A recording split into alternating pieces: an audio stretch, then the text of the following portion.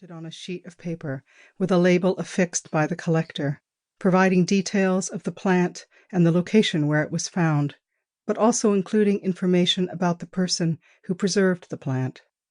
In this way, the herbarium becomes a place, a landscape, if you will, where the experience of people connecting with nature is revealed.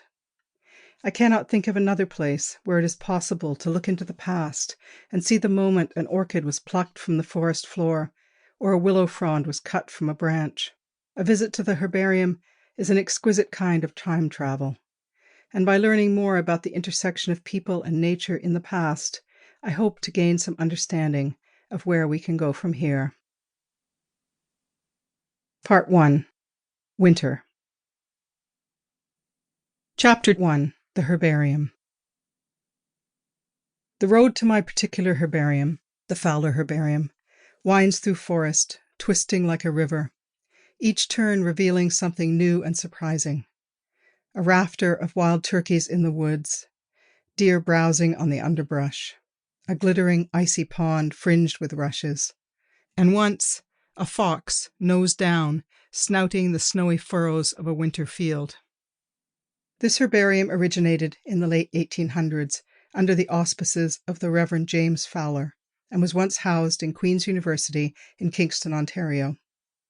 It now has its own building at the site of the university's biological station on the edge of Opinicon Lake, a climate-controlled metal-clad structure that houses over 140,000 dried plant specimens. I mean to look at each and every one of them.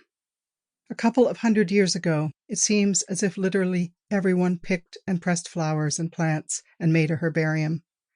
Thoreau had one, as did Emily Dickinson.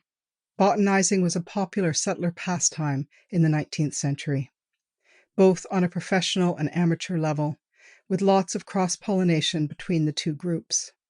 One aspect of colonization was a feverish desire by the incomers to catalog the flora and fauna of North America, and since the tools required for botanizing were few, a notebook and pencil, magnifying glass, and specimen bag, it became available to rich and poor alike.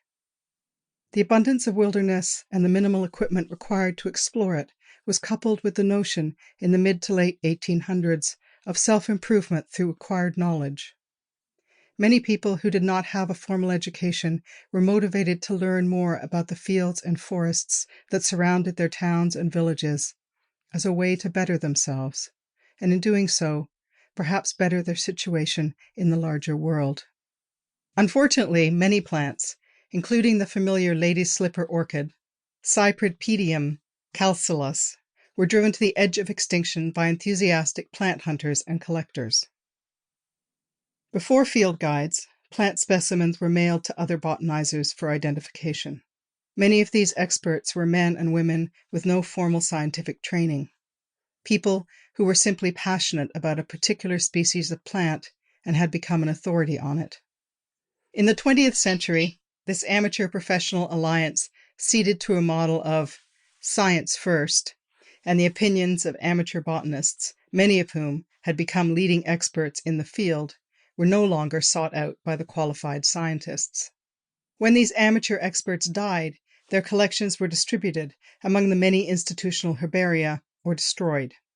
As a result, the present-day herbaria housed in universities and museums are composed of specimens from a multitude of both amateur and professional collectors from all over the world. The herbarium has become a memorial to a kind of democracy that no longer exists in the same way in the scientific world, even with the advent of citizen science. Within the Fowler Herbarium, the plants are organized sequentially, following a system of evolutionary biology, an order that begins with the oldest plant group, ferns.